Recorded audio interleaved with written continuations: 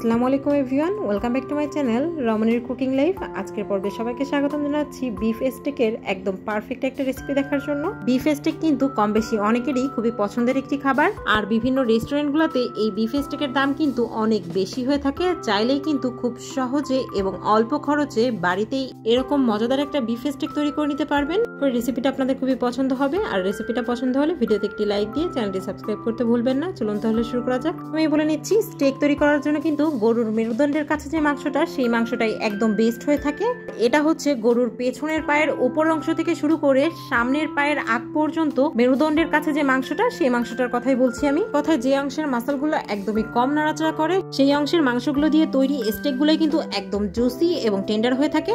Beef stake তৈরি করার জন্য এখানে আমি বড় সাইজের এক টুকরো স্টেকের মাংস নিয়েছি, দেখতেই পাচ্ছেন নিশ্চয়ই। আর আপনারা কিন্তু চাইলে এরকম স্টেকের মাংসটা কষাইয়ের কাছে গিয়ে একটু বুঝিয়ে বললে তারা এই মাংসটা আপনাদের দিতে পারবে। আবার চাইলে কিন্তু সুপার শপে যে স্টেকের মাংসটা স্লাইস করা থাকে, আপনারা চাইলে সেটাও ব্যবহার করতে পারবেন। এখন এই মাংসের টুকরা থেকে লম্বা লম্বি ভাবে আমি স্টেকের জন্য একটু পিস পিস করে কেটে নিব। আমার কিন্তু এখানে মোট 4টার মতো স্টেকের পিস হয়েছিল, আর আজকে আমি 2টা স্টেক তৈরি করব। এর জন্য এখানে আমি 2 পিস নিয়েছি, আর দেখতেই পাচ্ছেন এর পুরোটা কেমন রেখেছি।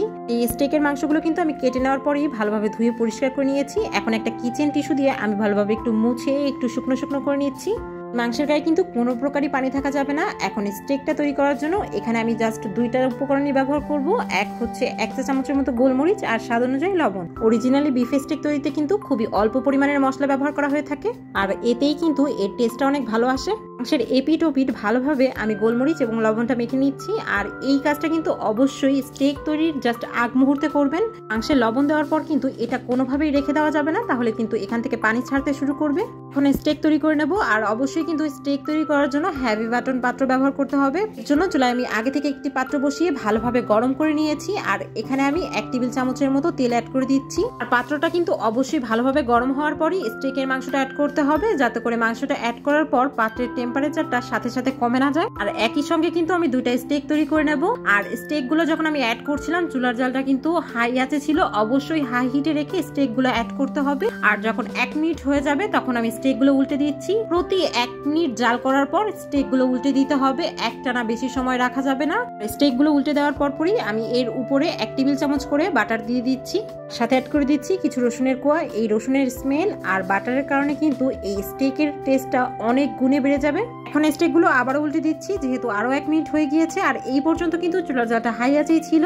আর এইবার স্টেকটা উল্টিয়ে দেওয়ার পর আমি চুলার জালটা হাই থেকে সামান্য একটু কমিয়ে দিচ্ছি, অর্থাৎ হাই থেকে একটু কম আর মিডিয়াম থেকে একটু বাড়িয়ে রেখে 1 মিনিট পর স্টেক গুলো উল্টিয়ে দিয়ে আমি সর্বমোট 6 মিনিটের মতো স্টেক গুলো জাল করে নিচ্ছি। বাটারটা পুরোপুরি মেল্ট হয়ে যাওয়ার পর কিন্তু একটা চামচ দিয়ে এভাবে উঠিয়ে স্টেকের উপর দিয়ে দিতে হবে, এতে করে কিন্তু বাটার এবং রসুনের স্মেলটা পুরোপুরি স্টেকের ভিতর ঢুকে যাবে। প্রতি 1 মিনিট পর উল্টিয়ে উল্টিয়ে মোট 6 মিনিটের জন্য জাল করে নিয়েছি। আর সবশেষে সাইডের দিকগুলো এভাবে একটু ঘুরিয়ে ঘুরিয়ে জাল করে আমি স্টেক গুলো তুলে নিচ্ছি।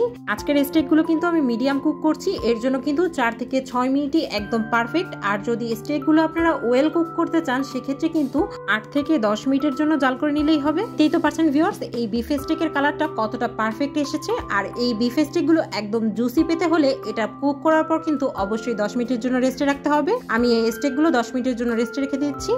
10 মিনিট স্টেক গুলো রেস্টে রাখার পর এখন একটা স্টেক আপনাদের কেটে দেখাচ্ছি। দেখুন, স্টেকের উপর চাপ দিলেই বোঝা যাচ্ছে এটা কতটা সফট এবং জুসি হয়েছে। আর স্টেকের ভিতরের কালারটাও কিন্তু একদমই পারফেক্ট এসেছে। আমি কিন্তু স্টেকের ভিতরে এরকম হালকা পিঙ্কিশ কালারটাই পছন্দ করি। যদি আপনারা স্টেকের ভিতরে একদম পুরোপুরি পিঙ্কিশ কালারটা চান, সেক্ষেত্রে কিন্তু 4 মিনিটের জন্য কুক করে নিলেই হবে।